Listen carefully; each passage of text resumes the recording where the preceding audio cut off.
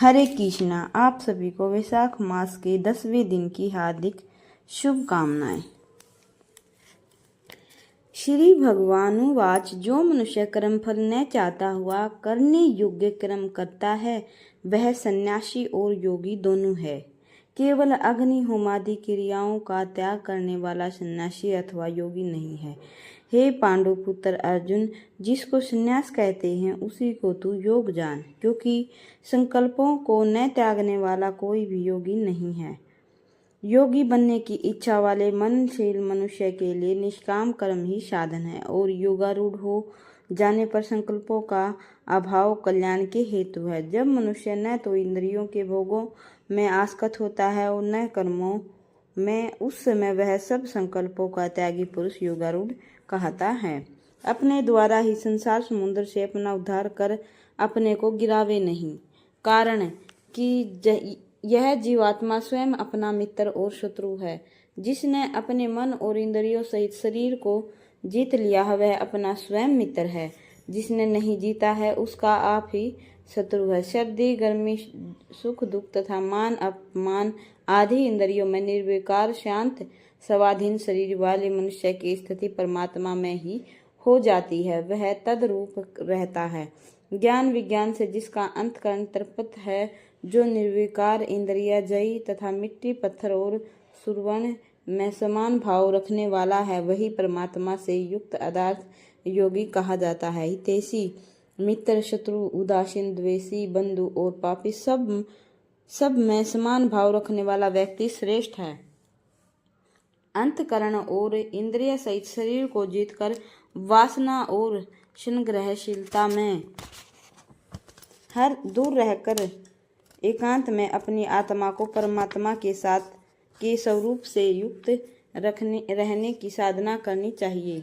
युद्ध भूमि पर कुशा, उस पर मृगशाला, उस पर वस्त्र ऐसे स्थिर आसन को जो न बहुत ऊंचा हो न बहुत नीचा बिछावे।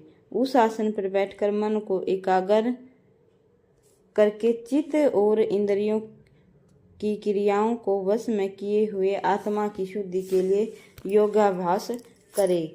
उस समय शरीर सिर और गर्दन सीधे अचल स्थिर रहें। इधर उधर न देखकर नासिका के अग्र भाग पर दृष्टि जमाए रहें। अंतकरण शांत हो भयभीत एवं ब्रह्मचार्य के व्रत में स्थित हो। मन को वश में किए भगवान का ध्यान करता रहे। इस प्रकार आत्मा को परमेश्वर के रूप में निरंतर लगाता हुआ स्वाधीन मन वाला योगी ईश्वर में स्थिर रूप परमानंद में परिणत होने वाली शांति को पा लेता है। इस अभ्यास की सिद्धि बहुत खाने वाले को भी नहीं होती और बिल्कुल न खाने वाले को भी नहीं होती। अतिशय न करने वाला अथवा अत्यंत जानने वाला भी इस सिद्धि को प्राप्त नहीं करता। यथा योग्य आहार विहार कर्म चेष्टा और शयन जागरण करने वाला व्यक्ति को यह सब दुखों का नाश करने वाला योग प्राप्त होता है। इस अभ्यास से जब वश में आया मन ईश्वर में ही स्थित रहने लगता है, सब इच्छाओं से मनुष्य निष्प्रह हो जाता है, तब यह योग युक्त कहता है। जिस प्रकार वायु रहित स्थान में रखे दीपक की लो हिलती जुलती नहीं, वैसे ही योग के अभ्यास से मनुष्य का वश में किया हुआ मन चलायमान नहीं होता। हे अर्जुन, जब ऐसी स्थिति हो जाती है कि योग के अभ्यास से विरुद्ध हुआ मन विषयों से उपराम हो जाता है, मनुष्य की आत्मा ईश्वर के दर्शन में ही संतुष्ट रहती है। इंद्रियों से अगम्य केवल सूक्ष्म बुद्धि अनंत आनंद को अनुभव करता है और ध्यान से विचलित नहीं होता। इस सिद्धि लाभ से अधिक लाभ को बड़ा नहीं मानता और भारी दुख से भी इस सिद्धि को नहीं छोड़ता। तब उस दुख संयोग से रहित स्थिति को योग समझना चाहिए। यह योग बिना घबराए हुए निश्चय के साथ साधना चाहिए। संकल्प से उत्पन्न होने वाली सब कामनाओं को छोड़कर मन से सब इंद्रियों को भली प्रकार वश में करता हुआ कर्मश अभ्यास करता हुआ धीरज और ध्यानपूर्वक विषयों से उपराम हो, फिर चित्त को ईश्वर के स्वरूप में लगाकर किसी दूसरे ओर न जाने दे। चंचल और अस्थिर मन जिधर निकल जावे, उधर से फिर कर ईश्वर में ही स्थिर करे। जब मन शांत हो जाता है तब उस पाप से रहित रजोगुण विरहित योगी की ब्रह्म स्वरूप अति उत्तम आनंद को प्राप्त होता है। पाप से रहित योगी इस प्रकार योग प्राप्त करता हुआ ईश्वर की प्राप्ति रूप अनंत आनंद को प्राप्त करता है। हे अर्जुन, इस प्रकार योगाभ्यास के द्वारा ईश्वर से युक्त आत्मा वाला पुरुष सब में समदर्शी होकर सब प्राणियों का अपने सर्वव्यापी आत्मा में और आत्म का भूतों में अनुभव करता है।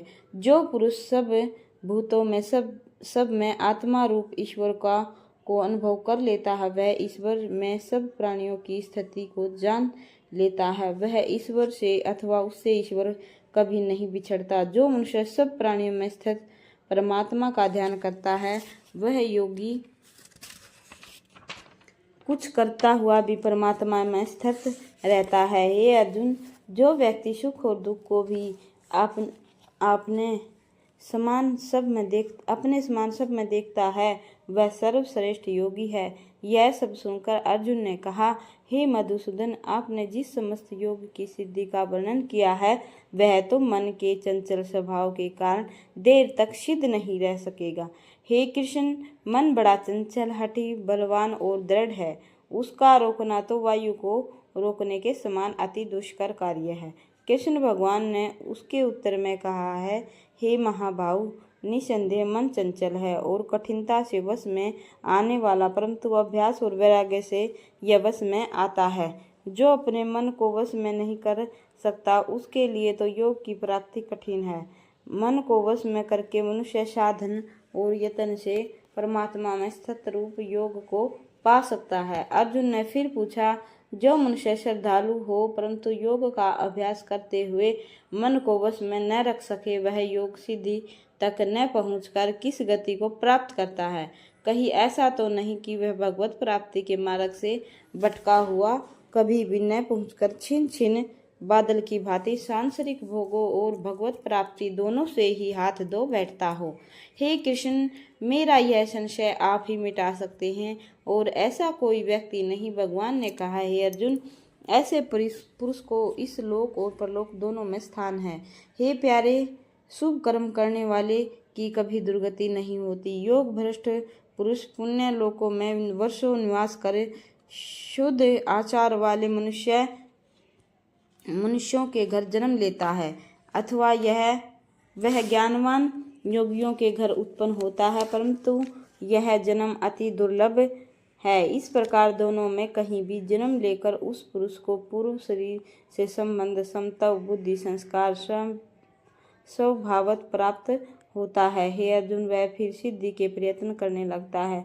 वह पूर्व जन्म में योग भ्रष्ट पुरुष सर्व संस्कारों के कारण शवत योग सिद्धि के मार्ग में चलता है। योग के इस जिज्ञासु को उपदेश की आवश्यकता नहीं होती। इस प्रकार प्रयत्न से यत्न करने पर पाप से रहित हो योगी बनता है। यह सिद्धि अनेक जन्मों में प्राप्त होती है। सिद्धि प्राप्त होने पर ईश्वर के स्वरूप में लीन होता है। हे अर्जुन, योगी पुरुष तपस्वी, ज्ञानी और काम कर्मों के कर्तव्यों से अधिक श्रेष्ठ है। अतएव तू योगी बन। योगियों में भी जो योगी अपनी आत्मा को ईश्वर के स्वरूप में स्थापित कर श्रद्धा पूर्वक भगवान का ध्यान करता है, वह परम श्रेष्ठ योगी कहलाता है।